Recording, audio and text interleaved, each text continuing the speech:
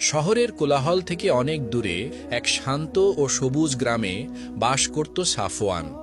মাত্র ১৩ বছর বয়সে সে তার জীবনের সবচেয়ে বড় ঝড়ের মুখোমুখি হয়।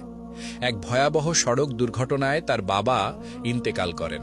বাবার মৃত্যুর শোক কাটিয়ে ওঠার আগেই মাত্র কয়েক মাসের ব্যবধানে তার মাও শোক সইতে না পেরে পরপারে পাড়ি জমান। সাফওয়ান একা হয়ে পড়ে। তার সম্বল বলতে ছিল শুধু বাবার শেখানো কিছু দোয়া আর আল্লাহর প্রতি অগাধ বিশ্বাস। তার চাচা হাসিম ছিলেন গ্রামের প্রভাবশালী ও ধনী ব্যক্তি। তার বড় বাড়ি, বাজারে কয়েকটি দোকান এবং প্রচুর জমি ছিল।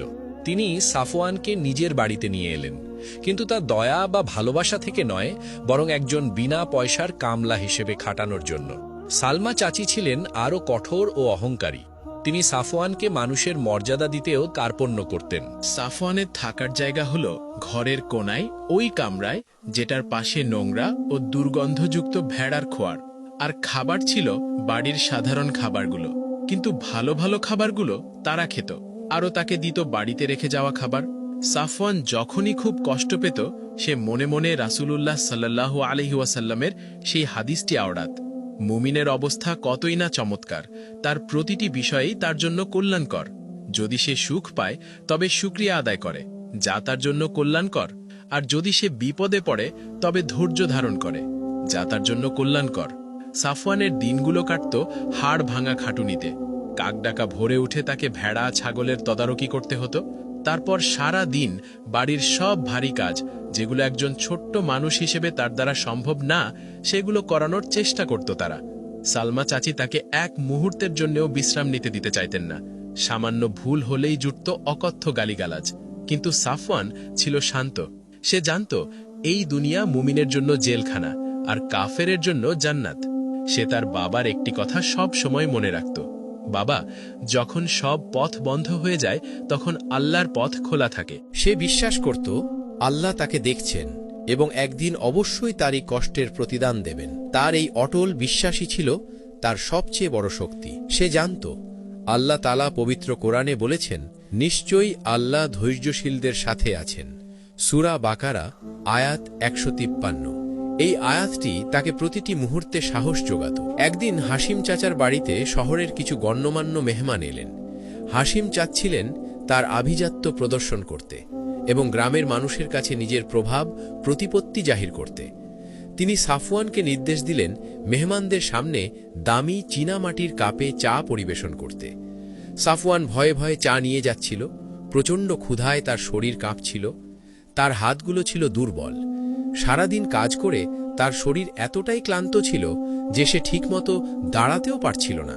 তার মনে হচ্ছিল তার শরীর আর চলছে না। চা নিয়ে যাওয়ার সময় হঠাৎ তার পা পিছলে গেল এবং একটি দামি কাপ ভেঙে চা কার্পেটে পড়ে গেল। মেহমানদের সামনে এমন ঘটনা ঘটায় হাসিম চাচা রাগে অন্ধ হয়ে গেলেন। তার চোখ দুটি যেন আগুন ঝরাচ্ছিল।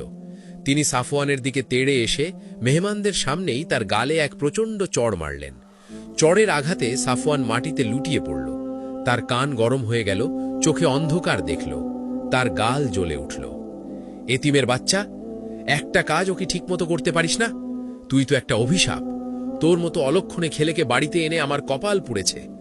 হাসিমের চিৎকার সাফওয়ানের কানে তীরের মতো বিঁধল। মেহমানরা অস্বস্তিতে পড়ে গেলেন, কিন্তু কেউ কিছু বলার সাহস পেলেন না। মেহমানদের সামনে এই অপমান সাফওয়ানকে ভেঙে চুরমার করে দিল। তার মনে হচ্ছিল যেন তার সমস্ত সম্মান ধুলোয় মিশে গেছে। সে কাঁদতে কাঁদতে খোঁয়াড়ে ফিরে গেল। তার মনে হচ্ছিল সে যেন এক গভীর খাদে পড়ে গেছে, যেখান থেকে আর কোনো দিন উঠে আসা সম্ভব নয়। তার চেয়ে হতভাগা আর কেউ নেই এই পৃথিবীতে। সেই রাতে সাফওয়ান সিজদায় লুটিয়ে পড়ল। তার চোখের পানিতে মাটি ভিজে যাচ্ছিল।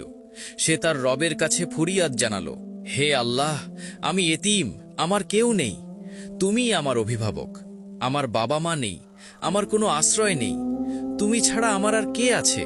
আমাকে এমন এক ঘর দাও যেখানে সম্মান আছে। আমাকে এমন এক জীবন দাও যেখানে তোমার সন্তুষ্টি আছে। আমাকে এই অপমান থেকে মুক্তি দাও, হে আরশের মালিক। তার কণ্ঠ রুদ্ধ হয়ে আসছিল, কিন্তু তার অন্তর থেকে বেরিয়ে আসছিল এক আকুল প্রার্থনা। সে জানত না আরশের মালিক তার এই আর্তনাদ কবুল করে নিয়েছেন। যেমনটি হাদিসে কুদসিতে এসেছে, আল্লাহ বলেন, আমি আমার বান্দার ধারণার সাথে থাকি। সাফওয়ান বিশ্বাস করত আল্লাহ তাকে সাহায্য করবেনই। সেদিন রাতে সাফওয়ান এক অদ্ভুত স্বপ্ন দেখল। সে দেখল সে এক বিশাল বাগানে দাঁড়িয়ে আছে, চারপাশে সুগন্ধি ফুল আর ফল। এক জ্যোতির্ময় পুরুষ তাকে বলছেন, সাফওয়ান, ধৈর্য ধরো। ইউসুফ আলাইহি ওয়াসাল্লামকেও তার ভাইয়েরা কূপে ফেলে দিয়েছিল, কিন্তু আল্লাহ তাকে মিশরের অধিপতি করেছিলেন।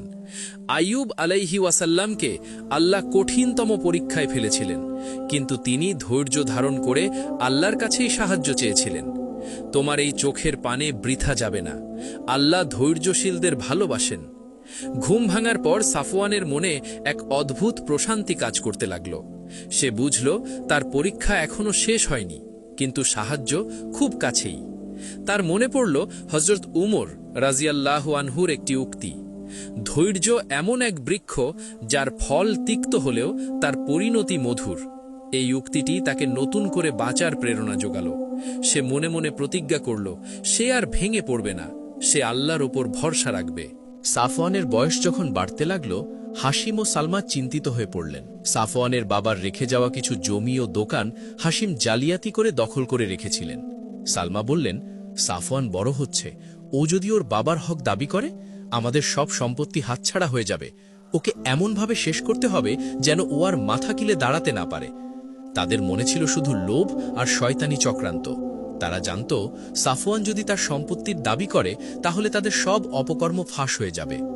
হাসিম এক কুটিল বুদ্ধি বের করলেন। তিনি বললেন, আমি ওকে এমন এক মহিলার সাথে বিয়ে দেব যাকে দেখলে মানুষ হাসবে, এক ভিক্ষুক বিধবা। তারপর ওকে বাড়ি থেকে বের করে দেব। ও নিজের দুঃখ সামলাতেই ব্যস্ত থাকবে, সম্পত্তির কথা ভুলে যাবে। সালমা এই প্রস্তাবে সায় দিলেন। তাদের উদ্দেশ্য ছিল সাফওয়ানকে সামাজিকভাবে হেয় করা এবং তাকে চিরতরে তাদের জীবন থেকে সরিয়ে দেওয়া। তারা ভাবল, একজন ভিক্ষুক বিধবাকে বিয়ে করলে সাফওয়ানের সামাজিক অবস্থান এতটাই নিচে নেমে যাবে যে সে আর কোনোদিন মাথা তুলে দাঁড়াতে পারবে না। পরদিন বাজারে গিয়ে তারা দেখলেন বড় মসজিদের পাশে এক বিধবা ভিক্ষুক বসে আছে। নাম তার সাবা। ছেঁড়া কাপড়, মলিন মুখ এবং চোখে এক অদ্ভুত নীরবতা। তার চেহারায় ছিল এক গভীর বিষাদের ছাপ, কিন্তু তার চোখ দুটি ছিল শান্ত ও স্থির, যেন তার ভেতরে এক বিশাল সমুদ্র লুকিয়ে আছে। হাসিম তাকে বিয়ের প্রস্তাব দিলেন এবং কিছু টাকার লোভ দেখালেন। সাবা শান্তভাবে রাজি হয়ে গেল। তার মুখে কোনো প্রশ্ন ছিল না, কোনো দ্বিধা ছিল না। সাফওয়ানকে যখন বলা হলো তার বিয়ে ঠিক হয়েছে, সে ভেবেছিল হয়তো তার কষ্টের দিন শেষ। তার মনে এক নতুন আশার সঞ্চার হয়েছিল। কিন্তু যখন সে দেখল তার কনে একজন ভিক্ষুক বিধবা, তার আকাশ ভেঙে পড়ল। তার সব স্বপ্ন চুরমার হয়ে গেল। তার মনে হল আল্লাহ বুঝি তার দোয়া কবুল করেননি, বরং তাকে আরও কঠিন পরীক্ষায় ফেললেন। বিবাহ সম্পন্ন হল। গ্রামের মানুষ হাসাহাসি করতে লাগল, দেখো দেখো, ১৩ বছরের এতিম বড় হয়ে এক ভিক্ষুককে বিয়ে করল। কি চমৎকার জোড়! এতিমের কপালে এর চেয়ে ভালো আর কি জুটবে? এই বিদ্রূপ সাফওয়ানের কলিজা ছিঁড়ে ফেলছিল। তার মনে হচ্ছিল আল্লাহ বুঝি তাকে আরও কঠিন পরীক্ষায় ফেললেন। হাসিম তাদের গ্রামের প্রান্তে এক ভাঙা কুড়ে ঘরে রেখে দিয়ে বললেন, এটাই তোমাদের ঠিকানা, আর কোনোদিন আমার বাড়ির ছায়া মারবে না। সাফওয়ান সাবার দিকে তাকিয়ে দেখল সাবার মুখে কোনো গ্লানি নেই, বরং এক অদ্ভুত প্রশান্তি। সে ভাবল, এই মহিলা কি পাগল, নাকি এর পেছনে কোনো রহস্য আছে? তার মনে পড়ল হযরত মুসা আলাইসাল্লাম ও খিজির আলাইসাল্লামের ঘটনা। বাহ্যিকভাবে যা অশুভ মনে হয় তার পেছনেও আল্লাহর গভীর হেকমত থাকতে পারে। সে মনে মনে আল্লাহর কাছে সাহায্য চাইল, হে আল্লাহ, তুমি সবকিছুর মালিক, তোমার হেকমত তুমিই জানো।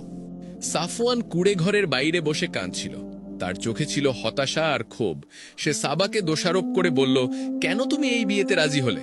তুমি আমার জীবনটা শেষ করে দিলে। আমি ভেবেছিলাম আল্লাহ আমার দোয়া কবুল করেছেন, কিন্তু তিনি আমাকে আরো বড় বিপদে ফেললেন। আমার আর কোনো আশা নেই। তার কণ্ঠস্বরে ছিল গভীর বেদনা, যা তার ছোট্ট হৃদয়ের সব কষ্ট প্রকাশ করছিল। সে নিজেকে পৃথিবীর সবচেয়ে দুর্ভাগা মানুষ মনে করছিল।